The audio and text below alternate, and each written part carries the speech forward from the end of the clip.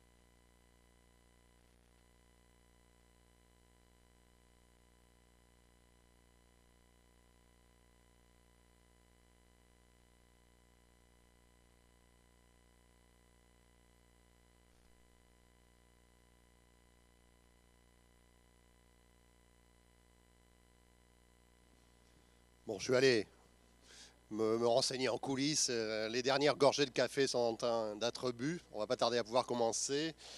Je vous invite à reprendre place dans l'hémicycle pour les derniers retardataires. Enfin, les retardataires, les épicuriens, hein.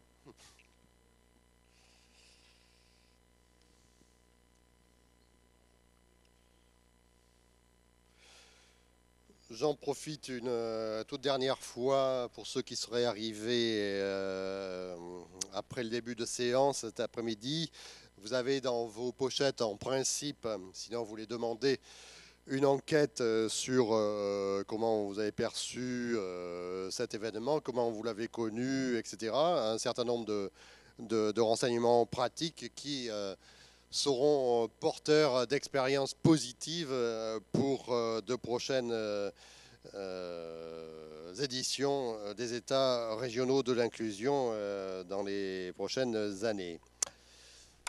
Et donc, vous pouvez, une fois que vous les avez remplis, en vous remerciant de prendre quelques instants pour les remplir, à la sortie, ou en tout cas, si vous ne voyez pas, vous remettez à un des organisateurs de l'APF, vous remettez ce questionnaire à la sortie avant de quitter ces premiers États régionaux de l'inclusion.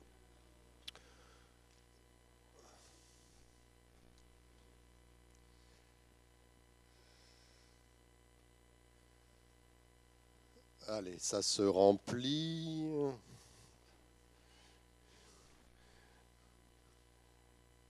David Lavocarier rentre. Mireille Foucault va pas tarder à s'asseoir.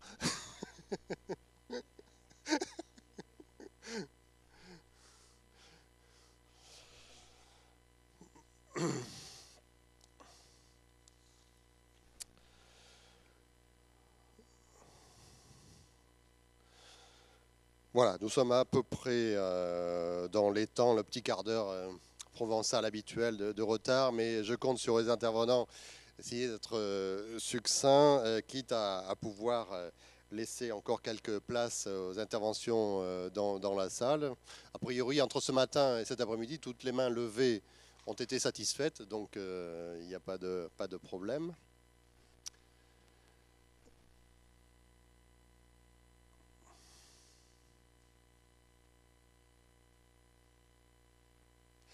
Écoutez, je vous propose de commencer.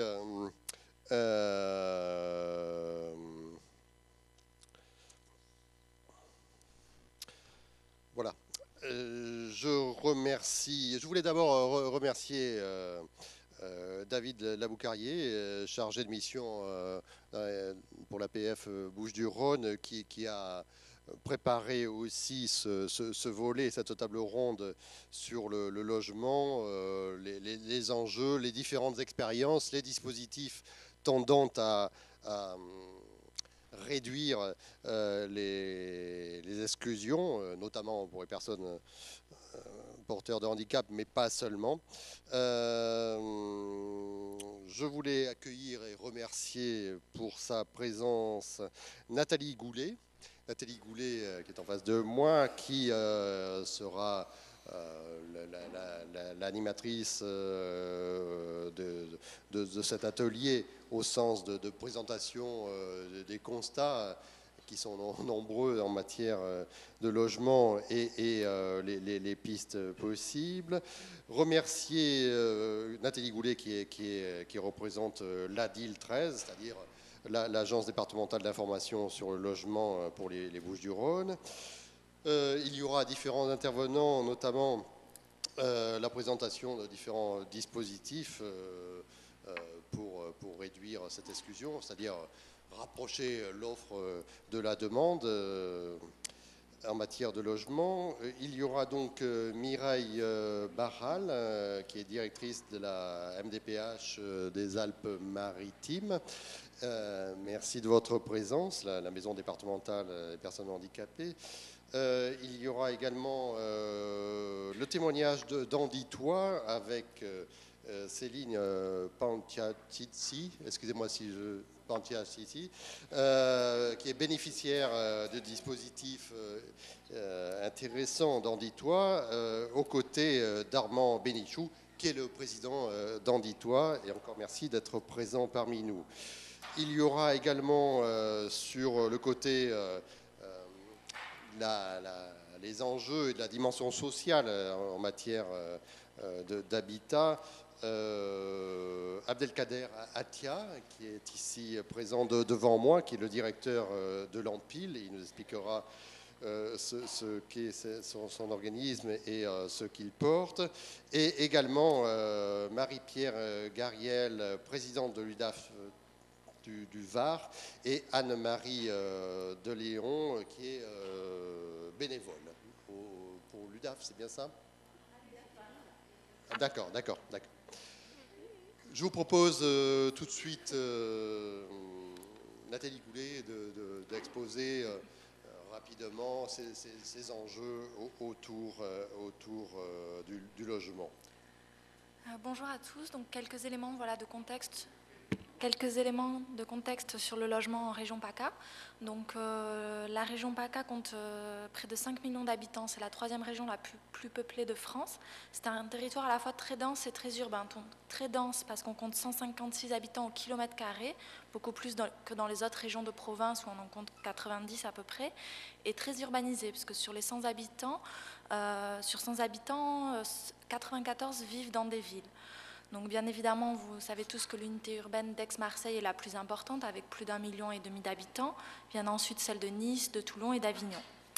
Donc on observe une forte croissance démographique sur notre territoire, sur notre région ces dernières années, qui est conjuguée à des phénomènes de migration très importants de population et de densification. Tout ça nous amène bien évidemment à un besoin en logement croissant. Donc en région PACA, aujourd'hui, on compte 2,8 millions de logements. Donc l'une des spécificités de notre région, c'est un parc de logements, de résidences secondaires très important, puisqu'on est à plus de 17%, alors que sur l'ensemble du territoire national, on est aux environs de 10%.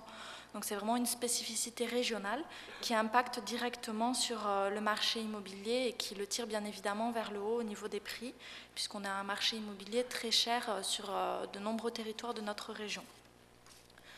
Donc, concernant le marché de logement et les besoins estimés en logement, ils sont estimés à 40 000 logements par an en termes de production. Donc la production augmente à un rythme élevé sur la région.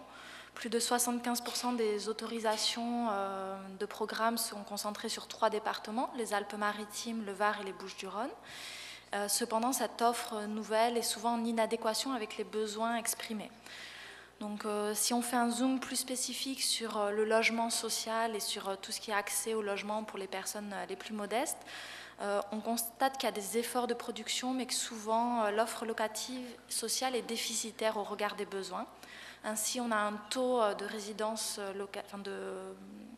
de location sociale qui est très peu élevé comparé au taux national, puisqu'on est à 12,5% donc sur la région, alors qu'on est à plus de 16% au niveau national. Donc notre région a vraiment une offre locative sociale déficitaire, malgré des efforts de production. Donc, conjugué à ce faible taux de logement social, on a une augmentation des prix de l'immobilier sur de nombreux territoires qui constitue pour de nombreux ménages un frein à l'accès à un logement plus grand, souvent plus adapté à leur composition familiale. Et donc ça se traduit tout ça par un taux de mobilité assez faible sur le parc de logements de la région et un phénomène important également de suroccupation des logements. Donc si l'on fait une rapide synthèse de ces constats, on peut dire qu'on est face à un marché du logement tendu sur certains territoires de notre région, où les taux d'effort attachés au logement sont très importants. Et malgré une production de logements accrue, on reste face à une offre locative sociale déficitaire. Donc plusieurs enjeux se dessinent. On a bien évidemment un premier enjeu en termes de production de logements qui doit être important. Je vous l'ai dit, on a des besoins estimés à 40 000 logements par an. Donc pour atteindre cet objectif de production, l'idée c'est vraiment que les acteurs se mobilisent pour permettre l'accès au logement, mais également le maintien. Enfin, j'ai entendu que ce terme pouvait parfois poser problématique, mais à la fois permettre l'accès et le maintien dans le logement pour les populations, l'ensemble de la population de la région, mais également surtout les populations les plus modestes. On a un deuxième enjeu qui se dessine, qui est en termes de programmation, et notamment de programmation de l'offre locative sociale. Enjeu qui se traduit notamment et qui s'inscrit sur les PLH, sur les programmes locaux de l'habitat. Donc l'idée, c'est que ces documents de programmation parviennent véritablement à inscrire la programmation et une programmation donc en adéquation avec des besoins. Et on a un dernier enjeu qui se dessine, bien évidemment, en termes de maîtrise du foncier. C'est un enjeu majeur, on l'entend souvent comme le principal facteur bloquant en termes de production de logements pour tout type de public, que ce soit les publics, la population de la région PACA, mais également les populations ayant des difficultés d'accès ou de maintien dans un logement. Et donc la maîtrise foncière peut apparaître comme un enjeu majeur pour permettre de produire une offre en adéquation avec les besoins exprimés. Donc pour synthétiser ce que je viens de vous dire, on peut dire que les enjeux se situent en termes de production d'une offre de logement, notamment sociale et de maîtrise du foncier. Les acteurs donc, sont bien évidemment mobilisés sur l'ensemble de la région pour permettre un meilleur accès au logement et un maintien également pour les populations qui présentent des difficultés d'accès ou de maintien dans un logement. Des interventions vont vous être présentées plus spécifiquement pour vous présenter quelques exemples d'accès ou de maintien dans le logement en région PACA. Voilà. Merci, félicitations pour avoir présenté de façon succincte le constat, les enjeux et les moyens de dépasser cette situation. Nous allons justement voir avec les différents témoignages et interventions les différentes expériences qui tendent à aller vers ces réponses nécessaires. Tout de suite, pour le dispositif handicap logement avec la MDPH des Alpes-Maritimes, une opération menée en partenariat avec la Mutualité française et l'APF, bien sûr. Mireille Barral, la directrice de la MDPH 06, et il y aura également, je vous prie de m'excuser, je n'avais pas les éléments tout à l'heure, Madame Laurent, qui apportera un témoignage sur ce dispositif. On vous écoute, Madame Barral. Merci, bonjour à tous. Donc, je suis ici pour vous présenter un partenariat tout jeune entre la MDPH, l'APF 06 et la Mutualité française. Un partenariat dans le domaine du logement pour les personnes en situation de handicap. Ce dispositif existe juridiquement depuis mars 2012, depuis la signature d'une convention, mais les choses devant se mettre en place, il fonctionne réellement depuis un tout petit peu plus d'1 an. Donc il est encore en cours d'expérimentation et d'ailleurs je vous expliquerai en conclusion ce vers quoi nous allons tendre désormais. Ce dispositif est simple dans son objectif puisqu'il s'agit en fin de compte de mieux connaître, de mieux expertiser les besoins en logement des personnes en situation de handicap connues de la MDPH et de faire connaître ces besoins individuels auprès des bailleurs qui le désirent et qui auraient des offres de logement à proposer. Également, une dimension importante est d'accompagner le changement vers un autre logement pour les personnes en situation de handicap. Donc, après ces quelques mots d'introduction, on va passer à un PowerPoint de présentation, puis Madame Laurent, qui représente la Mutualité française, apportera un témoignage concret de ce qu'elle a pu sur le terrain rencontrer avec les personnes en situation de handicap. Donc je crois qu'il faut appuyer sur ce petit bouton-là. Voilà. Donc, on va passer le plan. Donc pourquoi s'être emparé de cette problématique? Bien, évidemment parce que le logement est une problématique centrale pour tout le monde. Les chiffres que rappelait Madame Goulet tout à l'heure sont édifiants. Et peut-être tout particulièrement pour la personne en situation de handicap, le logement fait partie de son insertion sociale. La MDPH est très régulièrement interpellée sur ce sujet et effectivement, en sa qualité de guichet unique de reconnaissance des droits pour l'ensemble des usagers, elle a dans ses missions d'accueil et d'information eu à cœur de s'emparer de la problématique du logement, enfin s'emparer modestement, essayer du moins d'apporter une contribution. Donc l'objectif est de favoriser une meilleure prise en compte des situations de handicap portées à la connaissance de la MDPH et de la MDPH et aussi de la commission d'attribution des bailleurs et des réservateurs de logements, permettant ainsi une meilleure adéquation entre l'offre et les besoins spécifiques des personnes. Donc il s'agit de mieux connaître les besoins de l'usager à travers son projet de vie et d'essayer aussi de connaître l'offre du bailleur, c'est-à-dire les logements disponibles, et faisant se rencontrer l'un et l'autre, parvenir à offrir un logement adapté ou un logement accessible. Le public cible, ce sont toutes les personnes en situation de handicap et quel que soit leur handicap. Les critères d'inclusion dans le dispositif, bien évidemment, c'est d'avoir un ou des droits ouverts auprès de la MDPH et résider dans le département des Alpes-Maritimes. En ce qui concerne les personnes qui recherchent un logement du parc social, il faut avoir rempli le dossier, bien sûr, qui va bien, et donc avoir une attestation numéro unique de logement social. Comment on peut saisir le dispositif, soit directement par l'accueil de la MDPH, son numéro vert ou l'accueil physique, qui va distribuer, qui va donner une fiche de renseignement qui a été élaborée par la MDPH avec un certain nombre d'éléments qui vont permettre de mieux cerner la demande. De qui se compose ce dispositif handicap logement? Il repose pour l'instant essentiellement sur deux acteurs principaux. Un référent handicap logement qui recense les besoins spécifiques des personnes en situation de handicap pour apporter un éclairage aux acteurs qui attribuent les logements. Ce référent apporte écoute, conseil et orientation en fonction de la situation. Et donc ce référent est la personne qui se trouve à ma gauche et qui apportera un témoignage concret tout à l'heure, au-delà de ses considérations générales. Est également membre du dispositif, acteur du dispositif, un chargé de mission accessibilité qui va suivre la demande en la relayant auprès des partenaires du logement pour inciter à une meilleure prise en compte des besoins effectifs des personnes. Donc on a un côté expertise avec le référent handicap logement et un côté porté à connaissance par le chargé de mission accessibilité.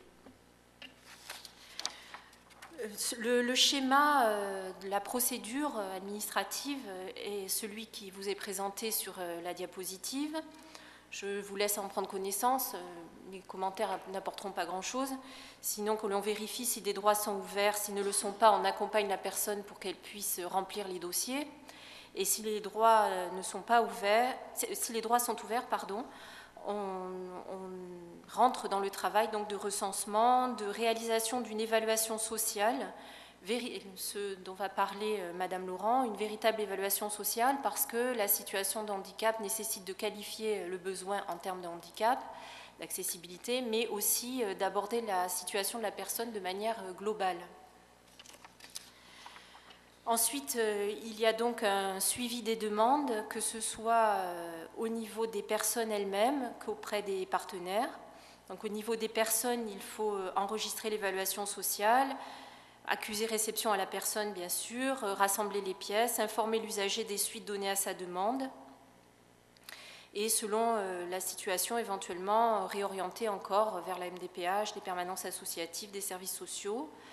Auprès des partenaires, eh bien, il faut faire connaître les situations, donc, jouer un rôle d'expert en fin de compte, et coordonner le dispositif en actualisant le listing, en prenant des contacts réguliers, voire en planifiant des rencontres. C'est vraiment un rôle d'expertise qui est proposé, simplement proposé, on ne peut pas faire plus bien sûr, aux bailleurs sociaux, aux organismes réservataires, voire aux bailleurs privés qui le souhaiteraient, pour mieux faire connaître les besoins des personnes recensées en situation de handicap. Et aussi faire valoir leur solvabilité, puisque finalement, certes, ce sont des personnes qui ont peu de revenus, souvent, mais ce sont des revenus, durables, fiables, donc qui présentent une stabilité. Il y a une mutualisation des compétences, bien sûr, entre le chargé de mission accessibilité et le référent handicap logement, qui va présenter l'évaluation aux partenaires susceptibles de proposer un logement, orienter et conseiller le demandeur une fois le logement attribué. Donc, les actions que nous allons développer maintenant, je vous présenterai après un bilan, vous verrez qu'il est encore modeste, mais encourageant. Les actions à développer maintenant, c'est d'étendre le dispositif aux partenaires du parc locatif privé, avec lesquels il est possible de travailler également, et de mieux travailler le projet de déménagement en amont et en aval avec l'usager et les services spécifiques qui l'accompagnent. Parce que même lorsqu'un logement est trouvé ou en voie de l'être, on constate qu'il y a des freins du côté de la personne en situation de handicap qui tiennent à ces problématiques propres, hein, bien sûr, et qu'il est important d'accompagner pour essayer de les lever. Donc un tout premier bilan, et j'en terminerai avec cette présentation, donc de mars 2012, mais pas vraiment mars 2012, puisque ça c'était la signature juridique, donc on va dire depuis en réalité un an. On a reçu 670 fiches de renseignements transmises par des personnes en situation de handicap. On a réalisé 330 évaluations, donc évaluation des besoins véritablement en rapport avec le handicap de la personne et sa situation sociale. 277 situations sont suivies et coordonnées par le dispositif et on en est à 33 attributions effectives. Alors ça paraît peu, mais ça monte doucement en puissance puisque c'est, je répète, un dispositif tout jeune. On a une illustration des pièces qui sont demandées, donc je vais passer dessus parce que ça présente peu d'intérêt pour la salle, de même que les définitions. Je vais passer la parole à ma collègue qui va juste vous donner quelques cas concrets de situations qu'elle a pu rencontrer. Bonjour à tous.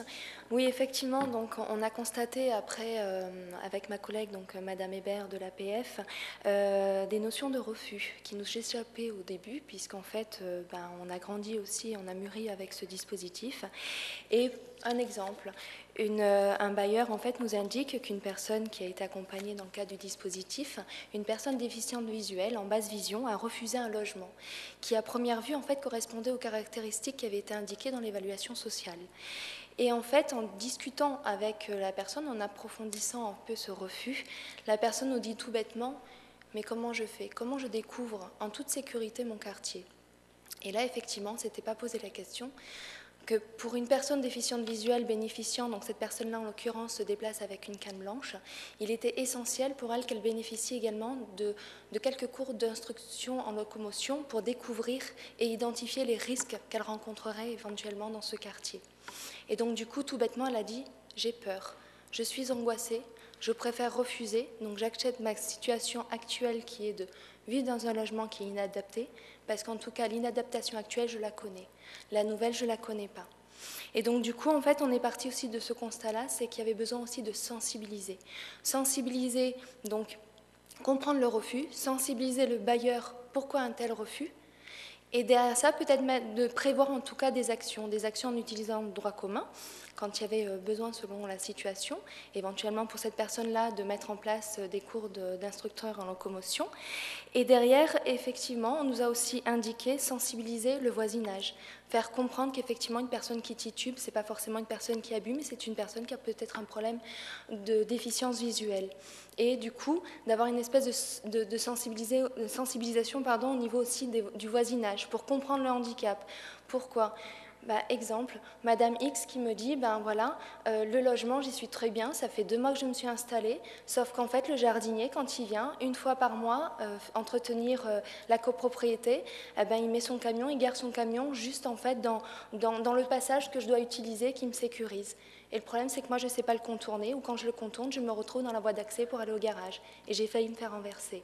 Donc voilà, on a fait en fait tout ce genre de constat. J'aurais plein d'exemples en tout cas à vous donner, mais voilà, un des exemples aussi, c'est que effectivement, il est important de recenser la demande, qui dépasse généralement la demande de logement. Il y a d'autres besoins derrière qui en découlent, puisque chaque situation est particulière. On recense. On a le rapprochement de l'offre et de la demande, mais également l'accompagnement jusqu'à l'attribution et l'insertion, l'intégration dans le lieu de logement. Voilà, donc l'inclusion, pour reprendre le terme d'aujourd'hui. Voilà un petit peu l'illustration que je pouvais vous faire. Merci. Merci, merci pour l'ensemble de cette contribution contenue dans le temps. Ça me laissera autant de possibilités de questionnement dans la salle.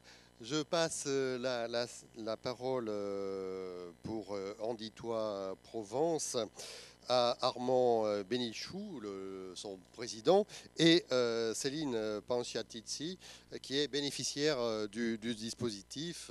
Merci pour cette intervention. Céline, alors, en ouvrant le micro, il doit être ouvert. Là. Voilà. Comme ça, c'est bon ? Ok. Donc, je suis bénéficiaire de la formule Anditois. C'est-à-dire, c'est une formule originale qui se situe au boulevard Boès à Marseille, à la Belle de Mai. Je suis moi-même usagée depuis 2008. Donc, cette formule nous permet de vivre à domicile et de compenser notre handicap physique, sachant qu'on est en capacité de gérer et de décider pour de décider de notre vie en fait. C'est-à-dire, c'est un accompagnement uniquement dans la vie quotidienne et les sorties de la vie quotidienne et on bénéficie d'un accompagnement d'auxiliaire de vie et d'aide-soignante dans le dispositif Anditois. On a aussi bien des demandes ponctuelles qui assurent les urgences. Par exemple, si on tombe de notre faute, si on tombe dans la maison, on peut appeler. On a un dispositif qui s'appelle le Qui-a-t-il qui permet d'appeler en urgence. Et comme le service est situé dans l'immeuble où nous habitons, ils sont là dans les 5 minutes ou 10 minutes qui suivent. Ça permet d'être sécurisé à notre domicile. Ensuite, nous avons ce qu'on appelle des temps d'intervention qui sont fixés avec l'infirmier coordonnateur pour les levées, les toilettes, tout ce qui est intervention fixe de notre vie quotidienne, parce qu'on a besoin d'aide. On a besoin d'aide pour chaque acte, en fait, de la vie quotidienne. Donc voilà, ça permet de faire plein de choses, on va dire, de vivre en couple notamment, par exemple. Voilà.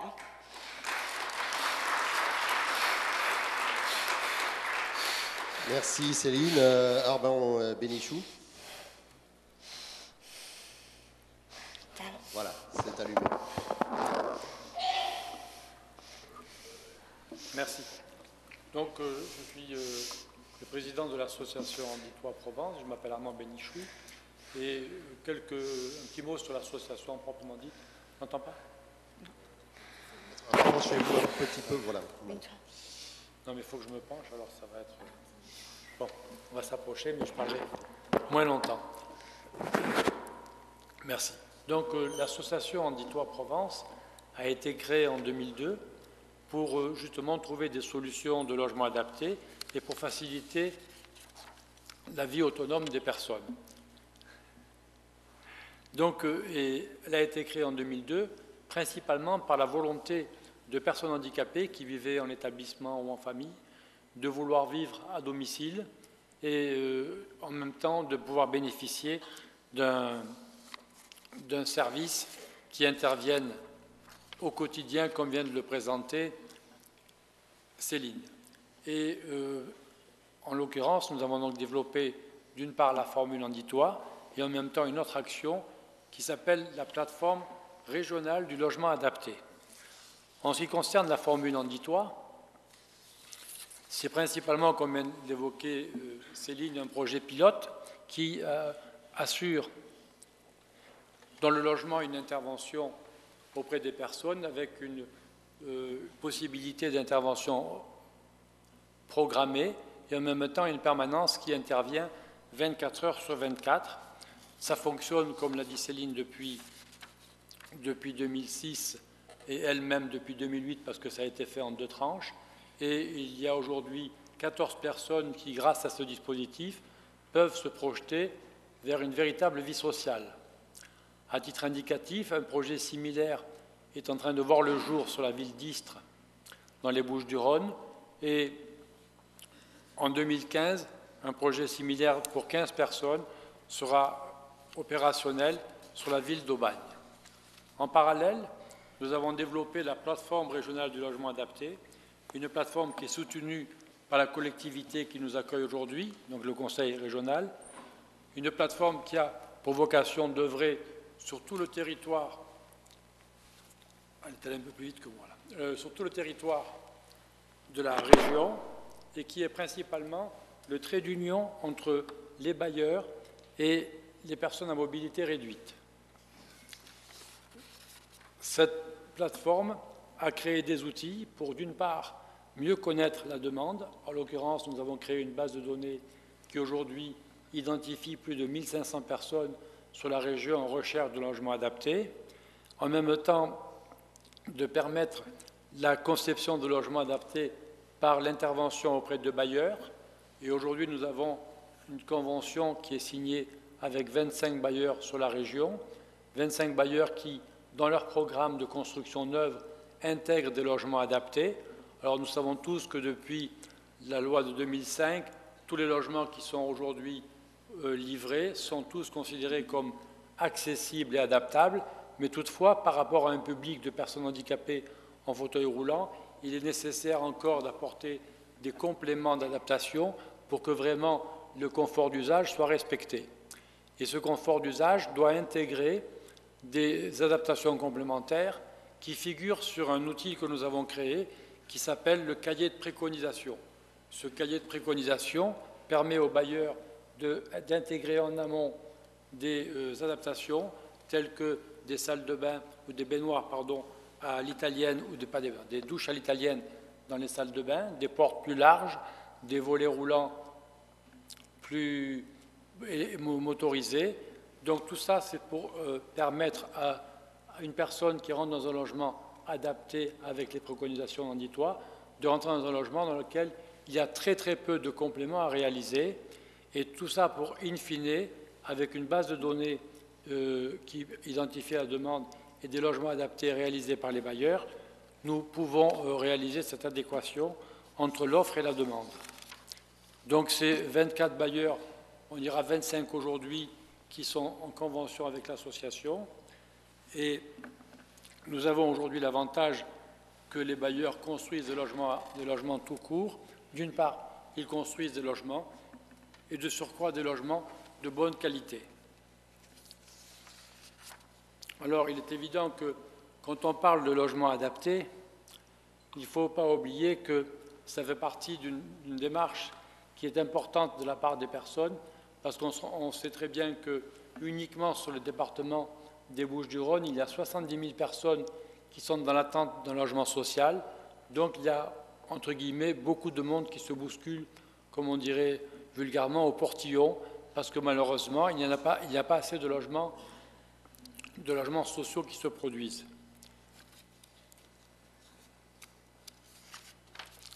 Donc, je vous évoquais le cahier de préconisation. Ce cahier de préconisation a été adressé à tous les bailleurs avec qui nous sommes en convention, qui eux-mêmes les orientent vers les architectes qui construisent et les chargés d'opération qui suivent le montage de leur programme.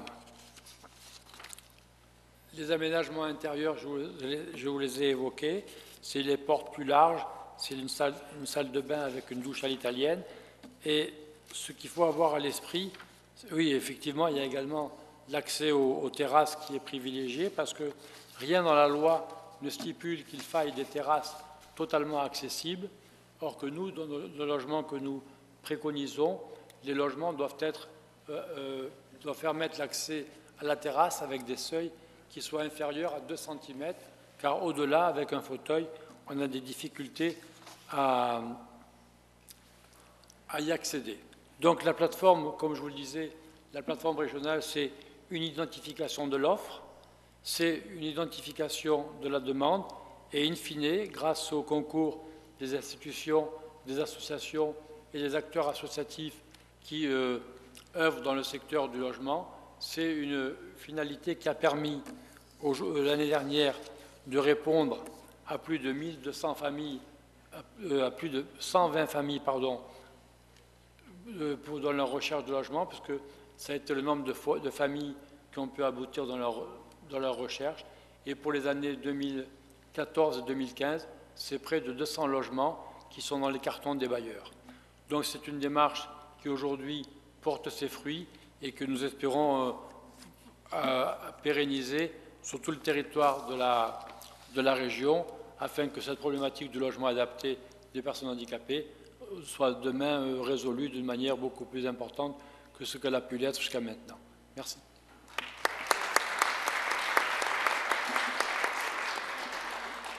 Merci.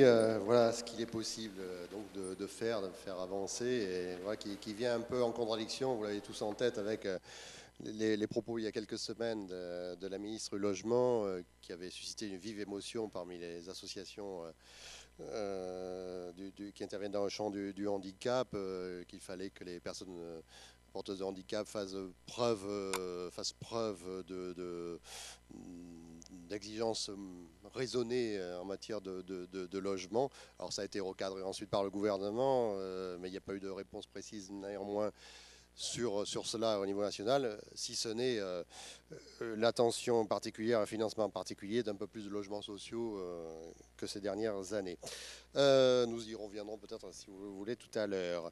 Pour enchaîner sur la dimension, cette fameuse dimension sociale qui a déjà été abordée, là, évidemment, dans l'habitat, je vais passer la parole à Abdelkader Atia, qui est le directeur de l'Empile.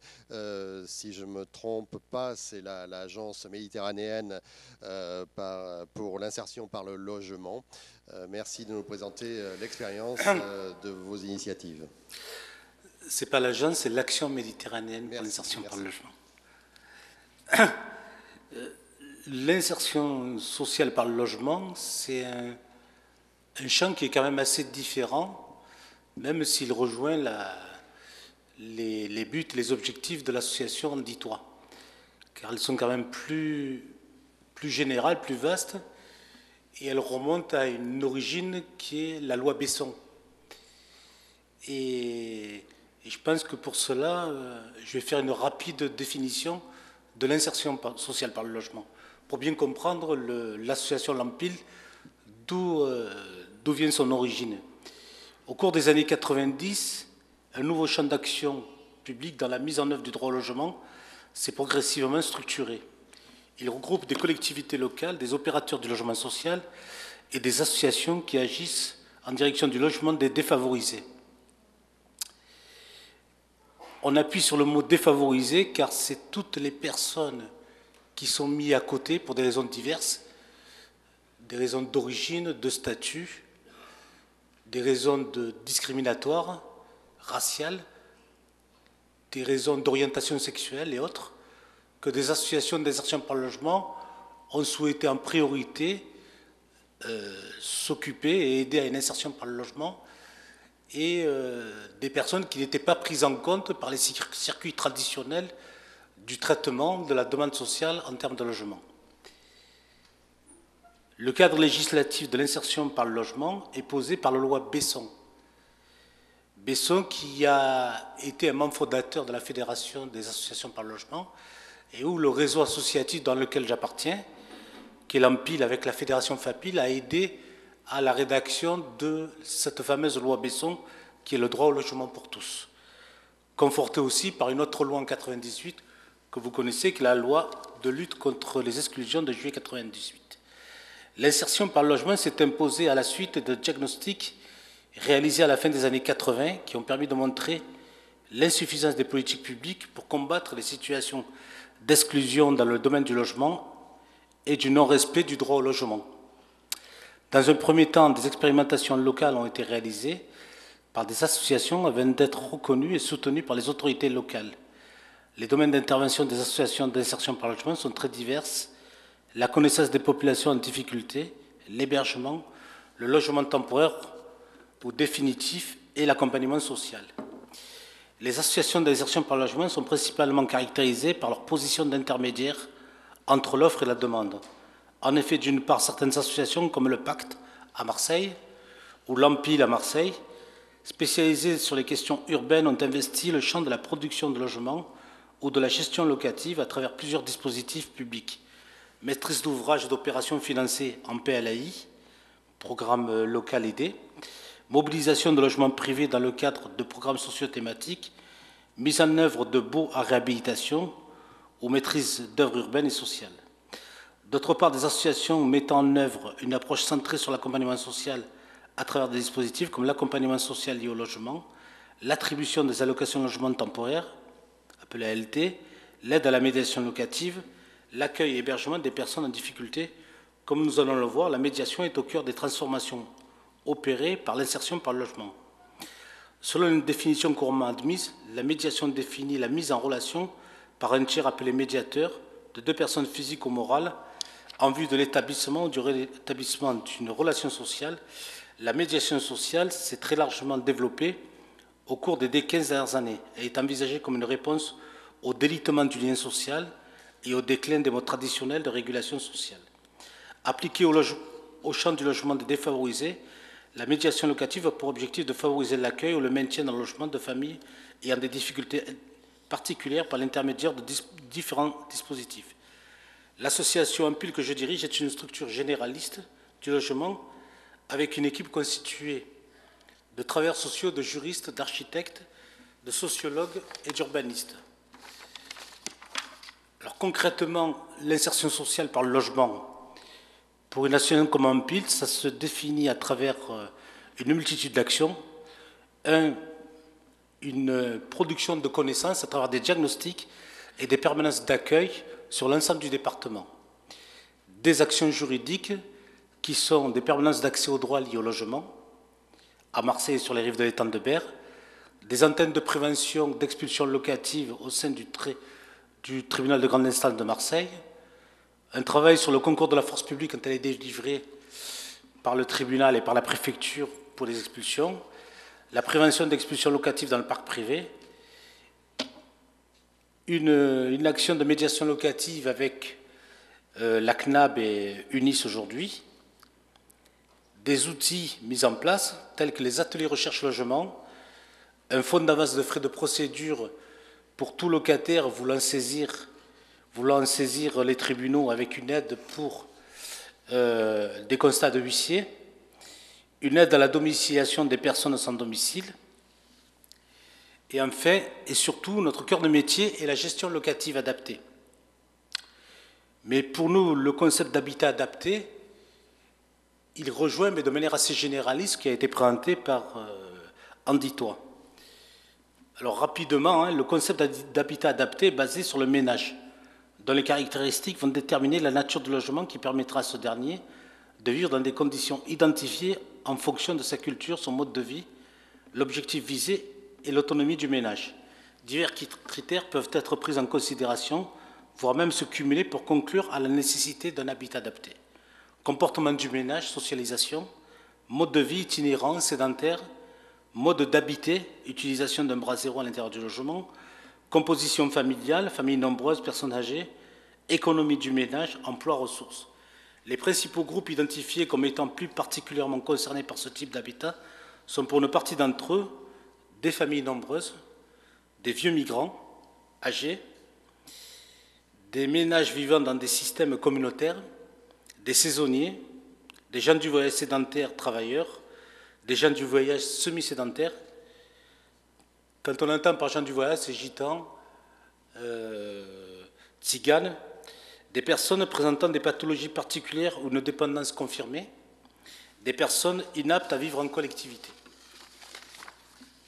Le croisement de ces critères permet d'identifier les formes de réponse logement les plus adaptées, que ce soit en termes de produits, de financement, de gestion, d'accompagnement ou d'insertion dans l'environnement.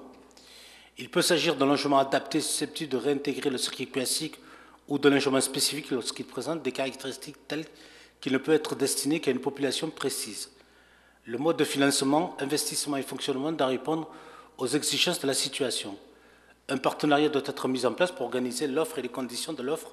Parmi celles-là, la recherche d'un opérateur est une donnée incontournable. Alors pour cela, l'Ampule a développé une gestion locative dans des résidences sociales, dans des immeubles qu'elle a elle-même acquis, sur des sites où habitent des familles gitanes, notamment le site de Ruisseau-Mirabeau à Marseille, dans de la gestion locative adaptée et technique. Et elle gère aussi, pour une réponse un peu plus complexe, un fonds caravane départemental pour les SDF sans domicile fixe. Elle a aussi un autre outil qui est une agence immobilière à vocation sociale,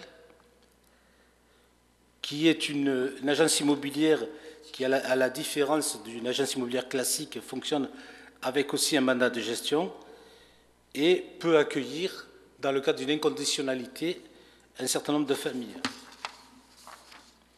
Elle utilise aussi le système des outils tels que le bail glissant, la location et la sous-location avec un propriétaire, et elle l'organise pour le compte du propriétaire comme pour l'agence immobilière à vocation sociale, la sécurisation du bailleur ainsi que la dégradation du logement. Et elle accompagne la famille avant l'entrée, pendant l'entrée et tout au long de son logement. Et les différents systèmes que sont le mandat de gestion, le bail glissant, la location sous location, sont différents niveaux et d'étapes de ce que j'ai défini dans la définition du logement adapté, qui peut permettre à une famille, selon le niveau d'autonomie, de pouvoir utiliser toute cette forme de logement avec ses différents statuts. D'autre part aussi, on travaille sur de la production de logements immobiliers à travers ce qu'on appelle la maîtrise d'ouvrage d'insertion associative, avec un bail à réhabilitation. Un propriétaire nous confie un bien pour une durée de 15 ans, que l'on réhabilite, que l'on gère avec des aides de l'ANA. Un bail à construction, où un propriétaire nous met à disposition un terrain en vue de construction de logements, ou de bail amphithéotique avec un propriétaire ou une collectivité locale, où là, pour une durée de 20 ans, on gère totalement le logement. Ces outils-là nous permettent de pouvoir travailler sur l'inconditionnalité du logement. C'est-à-dire que des familles qui se présenteraient souvent chez des bailleurs sociaux pour des raisons dues à l'origine ou des difficultés d'attribution pour aller vite de logement, ou de discrimination tout court, peuvent, par le système d'associations comme l'Empile, mais beaucoup d'autres, heureusement, peuvent rentrer dans ces logements, être accompagnés et pouvoir y rentrer. Sans cela, on voit dans nos permanences pas mal de familles qui traînent dans des circuits d'attribution, ou même que l'on trouve dans les commissions départementales de médiation d'ALLO, avec des durées de demande de logement ou en attente sur des durées anormalement longues de plus de 72 à 90 mois. C'est le cas des familles gitanes, c'est le cas des familles africaines, dans certains cas maghrébines ou françaises, lumpen très prolétarisées, très très pauvres, ayant des pathologies sociales, mais qui ont un droit au logement. Et une association, l'Empile, travaille sur ces, un peu comme disait Robert Castel, mais lui c'était pour la métamorphose de la question salariale, mais je dirais on pourrait l'appliquer aussi au logement, des gens qui sont anormalement, qui sont invalidés pour un accès au logement. Et c'est là où tout le sens d'une association ou des associations comme l'Empile. On travaille sur ce segment des 30 à 40% de familles qui ne trouvent pas d'accès au logement, bien qu'elles ont les critères et bien qu'elles aient des droits au logement. Enfin, on mène aussi, dans la palette, on mène aussi une assistance à maîtrise d'ouvrage à des propriétaires occupants. On travaille sur des dispositifs de politique publique tels que le Fonds national pour l'accompagnement vers et dans le logement. C'est-à-dire c'est toutes les familles qui ont fait des recours au tribunal car elles n'ont reçu aucune réponse en termes de droit au logement opposable contre l'État, et un dispositif de traitement a été mis en place dont l'Empile participe. On travaille aussi sur des dispositifs spécifiques pour des familles qui sont en grande exclusion, parce que dans l'échelle de l'exclusion, il y a le pire. Et le pire aujourd'hui, c'est les familles roms. C'est-à-dire, et l'Empile mène toute une action d'accompagnement et gère 3 structures d'hébergement pour ces familles. On travaille aussi sur le grand centre-ville de Marseille, notamment le quartier Belzun, sur les personnes âgées migrantes, isolées et âgées, que l'on voit dans tout le centre-ville, qu'on accompagne socialement, juridiquement. On accompagne sur des actions de santé, logement, hébergement, une cafétéria sociale et de loisirs. On intervient enfin sur les copropriétés dégradées, Parc Alisté Granière pour les Marseillais, ou Florida Park à Marignane. Et nous travaillons sur une mousse de relogement sur la cité du Vieux Moulin à l'Enrue. J'ai essayé d'être le plus rapide, j'espère que j'ai été rapide. Très bien. C'est pas facile de résumer l'action importante que vous portez dans ce domaine aussi rapidement. Dernier témoignage et explication avant quelques prises de parole dans la salle, si vous le souhaitez, avec Famille Gouvernante pour nous parler de ce dispositif original, si ce n'est inédit d'ailleurs, de réhabilitation psychosociale par le logement en faveur de personnes porteuses de handicap ou de maladies psychiques. Nous avons cet après-midi parmi nous Marie-Pierre Gariel, présidente de l'UDAF du Var, et Anne-Marie Deléon, bénévole à l'UNAFAM, qui est partie prenante du dispositif. À vous la parole, s'il vous plaît. Merci. Le concept de famille gouvernante, vous l'avez dans cette phrase de titre, mais je vous en dirai quand même un petit peu plus, en commençant par vous signaler que c'est un dispositif partenarial, et c'est ce qui fait sa force.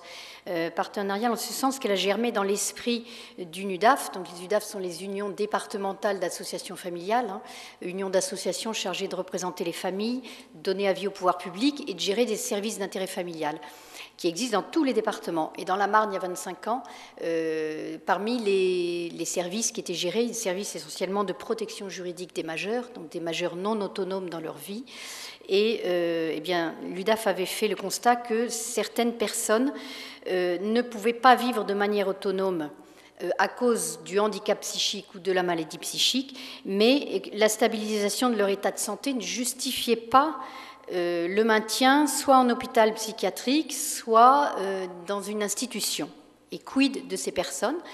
Alors par exemple, c'était des personnes qui pouvaient vivre dans des hôtels sociaux, mais bon, ça ne durait pas bien longtemps, qui pouvaient faire des séjours en hôpital psychiatrique parce qu'ils décrochaient par rapport à un traitement non suivi et pas d'accompagnement, ils pouvaient se retrouver à la rue, voire en prison à cause d'actes délictueux.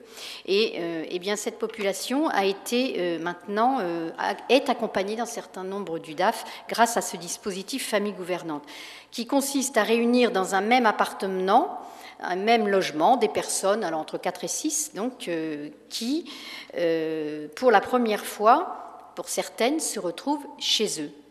C'est-à-dire que ces résidents payent chacun leur loyer, donc c'est l'UDAF qui est locataire et qui sous-loue aux résidents, mais chacun paye son loyer. Chacun contribue aux dépenses courantes en fonction de sa capacité financière. L'UDAF, chacun meuble sa chambre, qui est l'espace privatif, et par contre, le reste de la maison est un espace collectif qui a été meublé au départ par l'UDAF, grâce à des partenariats.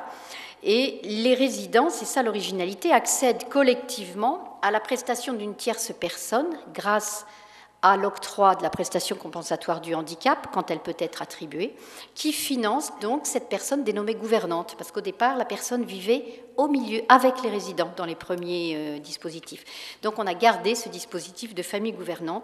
Cette gouvernante, finalement, a comme fonction de favoriser la reconstruction des liens de vie communautaires de type familial, qui sont donc propices à l'insertion sociale de ces personnes qui, comme je le disais pour certaines, n'ont jamais eu chez elles et qui rentrent et qui disent « mais je pourrais rester combien de temps ?»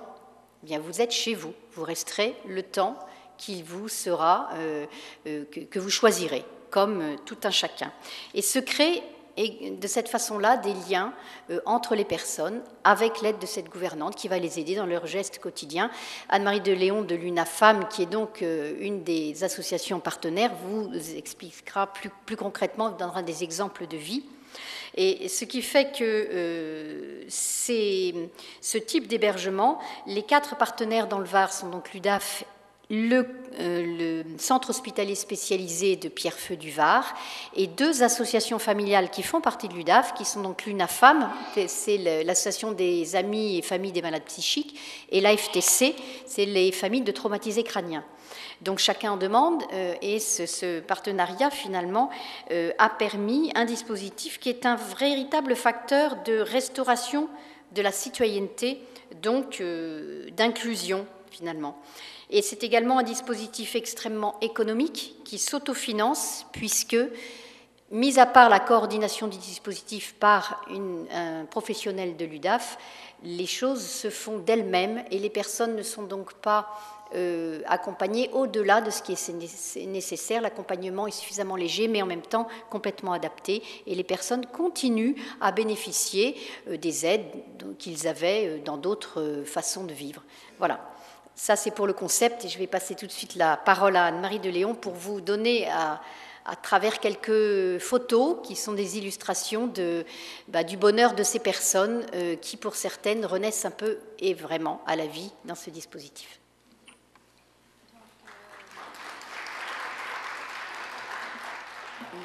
Oui. Donc je suis Anne-Marie de Léon, effectivement, comme vous l'avez dit, Marie-Pierre Gariel, et il se trouve que je suis là aussi, j'ai 2 casquettes. Donc ce pourquoi je vais pouvoir vous parler même un petit peu plus jusqu'à aujourd'hui de ce dispositif, puisqu'en fait j'étais à l'origine aussi en tant que bénévole de l'UNAFAM de ce dispositif, mais par ailleurs j'ai la chance en tant que professionnelle d'être éducatrice spécialisée et d'avoir un poste dans un XAPA, donc un centre de soins pour les addictions. Et il se trouve qu'il y a 3 personnes qui bénéficient aujourd'hui des familles gouvernantes et qui sont suivies donc, par ce centre dans le cadre donc, de leur hébergement et de leurs soins. Donc, et je suis l'éducatrice qui assure ce lien. Donc en fait, voilà, depuis 3 ans, j'ai pu au fil de ces années, les voir grandir, les voir évoluer. Je les ai vus aussi avoir des difficultés, bien sûr. Hein. Voilà, donc là, on va remettre la photo qu'il y avait, voilà, la photo de tout à l'heure. Donc cette photo représente en fait, c'était le 10 octobre de cette année, hein, donc 2013, où on fêtait ce jour-là les 3 ans. Donc vous voyez là sur la gauche, en fait, c'est le maire, Madame le maire du Val, puisque ce dispositif se situe au Val, hein, donc au-dessus de Brignoles, 5 km de Brignoles. Alors c'est un peu loin, mais on n'a pas trouvé plus près, hein, plus près de la ville. Mais ceci dit, ça a permis quand même une intégration, une inclusion, hein, on va utiliser ce terme aujourd'hui, de façon, on va dire, assez douce. Puisqu'en fait, donc ils sont dans une maison, hein, vous voyez, une très jolie maison qui est jaune au volet bleu. C'était au départ une maison, c'était 2 maisons mitoyennes qui ont été rassemblées pour n'en faire qu'une seule. Et donc, comme disait Marie-Pierre Gariel, donc en fait, il y a 6 personnes, 6 possibilités en tout cas d'accueillir des hommes. Pour l'instant, on a fait le choix d'accueillir seulement des hommes. Et donc, ces personnes, donc, voilà, ce jour-là, il y avait le maire qui est venu, invité à l'apéro, hein, puisque c'était les 3 ans. Il y avait du soleil, donc on a pu prendre l'apéro dehors. Et Madame le maire était là également à l'inauguration. Et en fait, elle nous avait promis ce jour-là qu'elle serait là, qu'elle nous accompagnerait. Et voilà, et elle a tenu parole parce qu'en fait...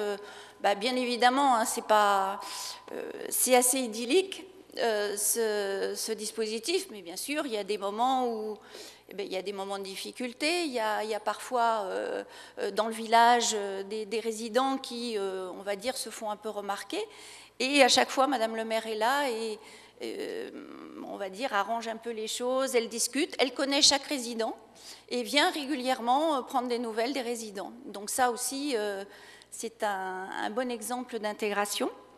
Ce jour-là aussi, il y a eu la voisine de l'autre côté de la rue qui est arrivée avec 2 pizzas en disant bon, bah là, j'ai pas le temps de rester, je vous ai fait chauffer des pizzas, passez un bon moment, mais je vous invite tous demain parce que demain, c'est mon anniversaire et voilà.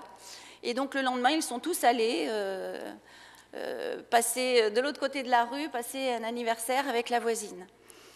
Alors voilà, donc c'est comme ça. Bon, bien sûr, ça ne s'est pas passé aussi facilement, hein, parce que vous imaginez que quand on a su que dans cette maison jaune aux volets bleus, il y avait 6 personnes en souffrance psychique qui allaient arriver, des fous, quoi. Hein, en gros, c'est ce qui s'est... Eh bien, en fait, voilà, ils ont montré que, en fait, ils pouvaient tout à fait s'intégrer et ça se passe bien. Voilà, et quand il y en a un qui dérape un peu, parce que ça arrive forcément, ben voilà, la voisine va le prendre par la main, le raccompagner, et ça se passe comme ça. Et puis bon, s'il faut, on appelle le médecin, mais ça se passe vraiment très bien. Alors voilà, donc on va passer, voilà, oui, celle d'avant, Louparadou, voilà. Alors Louparadou, donc ça peut vous paraître bizarre comme ça, mais en fait, ça s'appelait famille gouvernante, hein, comme vous l'a dit Marie-Pierre Gariel. Et puis l'année dernière, les résidents ont dit, bon, c'est bien joli tout ça, mais famille gouvernante, à chaque fois qu'on dit qu'on habite aux familles gouvernantes, on nous demande ce que c'est. Bah oui, évidemment. Et donc, ils ont dit, il faudrait qu'on trouve un nom, hein, puisqu'après tout, c'est chez nous. Ils avaient fini par comprendre que c'était chez eux. Donc, on va lui donner un nom. Et puis, alors voilà, on a eu des réunions. Et moi, en tant que personne faisant du lien et aussi personne extérieure, ils m'ont demandé de gérer donc ce jour-là où on allait décider du nom de la structure. Et il y a eu à peu près entre 35 et 40 noms de proposés. Et finalement, après que chacun ait fait sa campagne en disant que c'était le nom qu'il avait proposé qui était le mieux, c'est Louparadou qui a été choisi.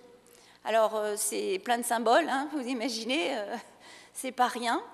Et c'est effectivement un résident qui est là depuis le début, qui avait choisi ce nom-là et qui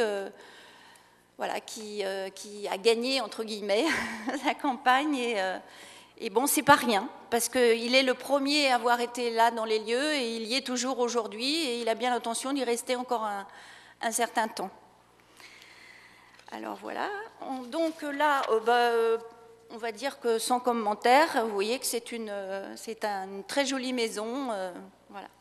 Là, donc, c'était le jour des fameux 3 ans, l'anniversaire, et donc un repas très convivial, où l'un des résidents avait également invité sa famille, il avait invité ses parents.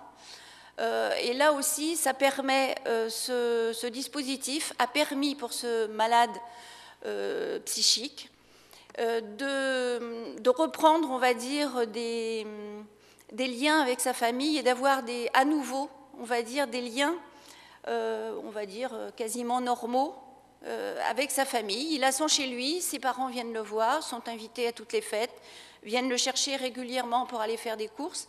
Mais voilà, il a retrouvé des liens familiaux. Et là, alors là, c'est la photo où justement le patient dont le patient, non, ça c'est ma déformation professionnelle, le résident, qui brandit en fait un des cadeaux qu'on leur a offert pour les 3 ans, donc un cadeau, un tableau pour la maison. Et il faut savoir que ce monsieur est un malade schizophrène, qui était quelqu'un, quand je l'ai connu il y a 17 ans, donc je l'ai connu dans le cadre de ma vie professionnelle, était incapable d'aller dans un groupe et d'entrer en conversation, il était incapable de sortir de chez lui. Et quand on lui a proposé de rentrer dans le dispositif des familles gouvernantes, bon, bien sûr, il a réfléchi, etc. On avait pensé à une maison de retraite, mais comment faire pour aller dans une maison de retraite comme ça, où il y a plein de gens? Enfin bon, c'était très difficile pour lui. Et puis finalement, avec beaucoup d'accompagnement, beaucoup de discussions, en lui expliquant aussi qu'il pourrait venir avec le chat, parce qu'il y a aussi les animaux. Il y avait un chat, le chat de Denis s'appelle Scooby-Doo, il a maintenant 17 ans lui aussi, donc c'était dur. Et donc voilà, donc il est venu avec son chat, et là, il arrive à aujourd'hui pouvoir présenter, par exemple, quelque chose, à parler au groupe, et à parler tout court, même avec les autres. Enfin, il a retrouvé du lien. Alors ça, si ce n'est pas un bel exemple d'inclusion, ben voilà.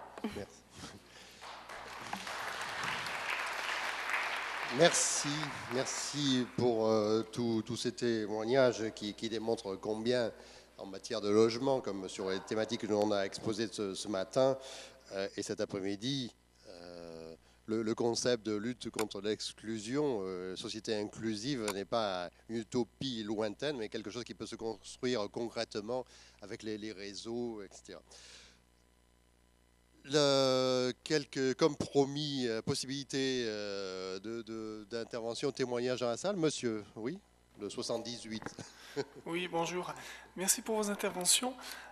Paul Bosson du Conseil général des Hautes-Alpes sur les prestations aux personnes âgées, personnes handicapées. J'ai une question qui s'adresse notamment à Monsieur Bénichou. Est-ce que vous avez rencontré des résistances de la part des bailleurs sociaux pour faire ces aménagements au logement, ces adaptations de confort d'usage dont vous parliez? Si oui, comment est-ce que vous avez argumenté pour les lever? Et est-ce qu'il est prévu conventionnellement qu'une fois que la personne handicapée quitte le logement, l'aménagement reste, qu'il n'y ait pas de remise en l'état du logement et que ça puisse servir éventuellement à quelqu'un d'autre? Merci. Vous avez dit si oui, mais moi je vais vous dire non. Pourquoi non? Parce que c'est un travail qui a été certes de longue haleine, mais qui a été le reflet d'un travail de construction. Chaque fois que nous avons eu l'occasion de rencontrer des bailleurs, on est allé les voir pour leur exposer une difficulté, le problème que rencontraient les personnes, mais surtout, en parallèle, on est venu leur apporter un concours avec des outils, comme je vous l'ai évoqué, donc le cahier de préconisation. Donc ils ont pu intégrer, et ils ont également, avec le cahier de préconisation de la part de l'équipe plateforme, un accompagnement, ce qui permet donc d'avoir la certitude que les investissements qu'ils vont faire dans ce logement vont être d'une part réalisés conformément aux préconisations, et l'autre point qui est à avoir à l'esprit, c'est qu'ils ont également la certitude que le logement à la livraison sera pourvu par une personne en situation de handicap. Donc tout ça, c'est lié d'une part par ce travail qui se fait en amont et par rapport à la base de données que j'évoquais tout à l'heure, qui permet d'identifier la demande. Maintenant, le point positif, c'est que ces logements maintenant qui sont adaptés, qui ont fait l'objet d'un surcoût, l'attrait, c'est qu'ils puissent être identifiés, repérés et surtout d'être remis à la location vers une personne en situation de handicap, tout autant qu'il y ait des candidatures. Et c'est là encore où le travail d'Anditois trouve sa pertinence. Il y a aujourd'hui des vacances de logement adaptées, pour lesquelles les bailleurs interviennent auprès de l'association et pour lesquelles nous arrivons, via donc la mobilisation des acteurs sociaux avec lesquels nous sommes en lien, nous arrivons donc à trouver des candidats. Merci. J'avais une demande d'intervention ici, à ma gauche. Oui, bonjour. Excusez-moi, je n'ai pas beaucoup de voix. J'ai un peu pris froid. Vous avez un micro, ça va. Voilà. Roland Ruzafa, en charge des établissements et services personnes âgées, personnes handicapées au Conseil général des Alpes de Haute-Provence, le voisin de monsieur. Ma question s'adresse aussi à monsieur Bénichou sur le dispositif de logement Anditois. Vous avez évoqué qu'il y avait une aide humaine 24 heures sur 24 qui était apportée. Donc ma question, elle était double. Est-ce qu'il s'agit d'une aide humaine de type, on va dire, urgence, ou qui peut être mobilisée à tout moment en cas de difficulté, ou est-ce un accompagnement, je dirais, sur les actes essentiels de la vie de façon récurrente? Et donc, quel était le financement de cette aide? Est-ce que c'était via la prestation de compensation du handicap de chaque personne, ou est-ce un financement complémentaire? Merci. Je vais vous dire les deux. Tout d'abord, puisque vous évoquez l'organisation du service, donc aujourd'hui, dans le dispositif que nous avons à la Belle de Mai, c'est, comme l'a évoqué Céline, c'est des interventions qui sont programmées de façon à ce qu'on puisse pallier aux besoins des personnes, ces besoins qui sont à la fois le matin par rapport au lever, à la toilette, etc., et d'autres tranches horaires, je dirais, qui sont donc nécessaires pour ou bien faire les courses, faire des démarches administratives ou des accompagnements. Et ensuite, il y a une permanence qui est présente de façon à intervenir pour les besoins ponctuels. Par exemple, d'aller aux toilettes. Donc, on peut appeler la permanence et quelqu'un intervient. On a fait tomber la souris de son ordinateur. On appelle parce qu'on ne peut pas la ramasser, hein. Et un autre exemple, avec un fauteuil électrique, ça arrive, vous vous retrouvez au milieu de votre salle à manger, hop, il tombe en panne, comment vous faites? Et s'il n'y a personne, vous restez jusqu'à l'arrivée d'un tiers. Or là, avec un système d'appel que nous avons mis en place, on peut prévenir le service qui, lui, intervient. Et bien sûr, la durée d'intervention varie entre 5 à 10 ou 15 minutes en fonction de l'importance de la demande. Voilà au niveau de l'organisation. Au niveau du financement, dans la formule que nous avons mise en place à la Belle de Mai, c'est une formule qui est un petit peu, je dirais, particulière, puisqu'elle a vu le jour juste à l'aune de la loi de 2005, et on a bénéficié d'un financement, d'une double tarification, un financement par un prix de journée, Conseil général, ARS. Mais dans les deux formules que nous allons reproduire sur la ville d'Istres et sur la ville d'Aubagne, c'est une PCH, puisqu'aujourd'hui nous sommes donc dans l'ère de la PCH, c'est une PCH pour chaque individu et une mutualisation de PCH. Et juste, je reprendrai un terme par rapport à bénéficiaires ou résidents. Nous appelons, c'est le terme qui a été utilisé par M. Choissy, le sénateur, mais qui n'est pas beaucoup usité, c'est le terme de contributeur. Parce que les personnes, comme l'a dit Céline, sont des personnes en capacité de définir et de gérer leur quotidien. On considère qu'elles contribuent au service, qu'elles contribuent à la formule que nous avons mise en place. Merci. Merci, vous avez eu la réponse. Je pense d'autres demandes d'intervention? Apparemment non, donc oui, allez-y. Merci, bonsoir. Alix Galigna-Varin de l'association Soliane, l'association de parents ayant des enfants en situation de handicap. Ces enfants grandissent, ils étaient tout bébés au début.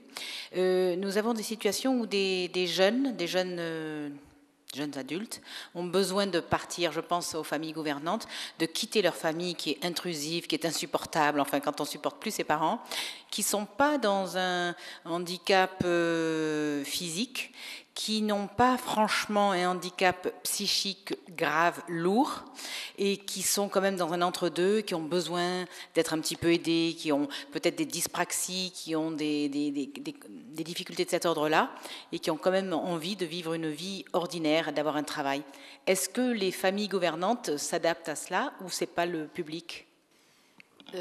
Si, le dispositif peut en fait se décliner en fonction d'une grande palette de difficultés liées, enfin, d'ordre psychique, sachant que en fonction des demandes, au moins dans le Var, notre souhait c'est de dupliquer forcément ça, mais M. Bénichou connaît très bien aussi le dispositif, puisque dans les Bouches-du-Rhône, ils ont au moins une dizaine de modules, si ce n'est plus, je crois.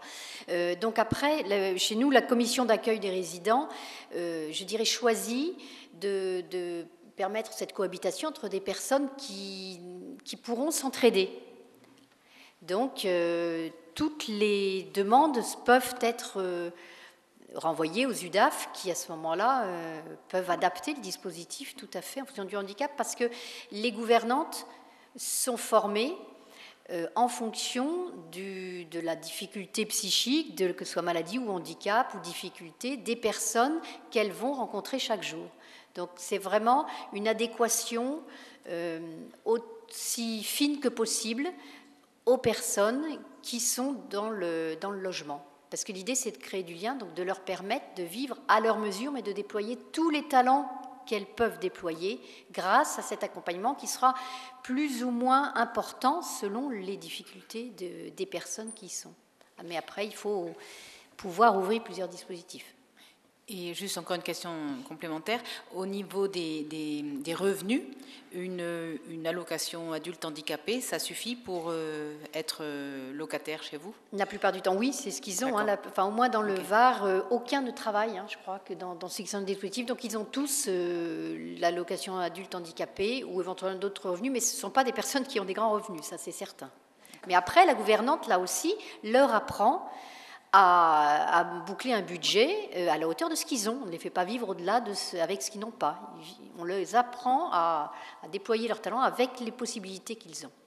Et encore, alors du coup, est-ce qu'on peut quand même avoir un petit peu de travail et être socialement, commencer à s'intégrer avec un peu de travail, mais qui ne sera pas régulier? C'est possible aussi dans ce type de logement, ou alors c'est vraiment ceux qui ne peuvent pas faire de l'insertion professionnelle? Non, tout est possible. C'est possible à partir du moment où la personne ne peut pas vivre de façon autonome. Elle peut être éligible à un dispositif famille gouvernante. Mais comme je vous dis, il est souple, donc tout est question de possibilité de réponse à certaines demandes. Voilà. Mais il faut savoir qu'il n'y a que 6 places pour tout le Var. Voilà. Donc, imaginez la liste d'attente. Mais le prochain schéma de l'autonomie du Var a inscrit le dispositif famille gouvernante dans son schéma, enfin le prévoit, ce qui fait qu'à ce moment-là, le Conseil général nous apporte vraiment une aide réelle qui va pouvoir permettre de dupliquer, d'ouvrir un autre dispositif dans l'est du Var, puisque nous avons une demande de la part du CCAS Fréjus. Merci pour ces dernières explications et précisions nécessaires. J'ai recensé plus d'une douzaine d'interventions dans la salle tout au long de la journée, interventions et contributions qui ont enrichi le débat. Je voulais, nous arrivons au terme de cette journée très, très chargée et très riche au niveau des interventions et des intervenants. Je remercie notamment ceux qui sont présents devant nous et ceux qui vous ont précédés. Je tenais à remercier l'APF PACA pour avoir sollicité, en tant que rédacteur en chef adjoint de la Marseillaise, du journal de la Marseillaise, nous avoir sollicité pour être le facilitateur de cette journée, de ces débats. Je dois dire que vu la contribution et la richesse des interventions, il n'y a pas eu grand-chose à faire finalement. Et je vous remercie encore. Nous partageons, vous le savez, un certain nombre de valeurs dès qu'il s'agit de recherche de société inclusive. On peut difficilement parler de point final à une telle journée. Je me tourne vers Henri Le Goff, directeur régional de l'APF. On évoquait dans cette thématique, je vous laisse monter peut-être en haut, on évoquait pour ces premiers états régionaux de l'inclusion, la volonté de penser avec la dépendance et la recherche de penser avec un E, l'indépendance, c'est-à-dire une véritable société inclusive. J'imagine que pour vous, Henri Le Goff, toute la richesse des débats et des interventions a montré une grande voie de possible, même s'il est difficile, en quelques mots, évidemment, d'apporter une conclusion à cette journée. Eh bien, oh là, je sens qu'il y a quelque chose qui a bougé. Là. Il est temps que la journée se termine, tout s'en va. Juste, peut-être, le terme c'était conclure et clôturer. Eh bien, je ne me sens pas ni la force, ni la position, ni la possibilité de conclure et de clôturer cette journée. Simplement, j'aurais plutôt tendance à dire, on va introduire et ouvrir pour le comité de pilotage qui a préparé cette journée. Et je voulais, à l'occasion justement de ce petit mot, remercier tous les acteurs du comité de pilotage qui ont préparé à plusieurs reprises, sur plusieurs journées depuis très longtemps, cette journée, ces premiers états régionaux de l'inclusion, et que c'est quand même grâce à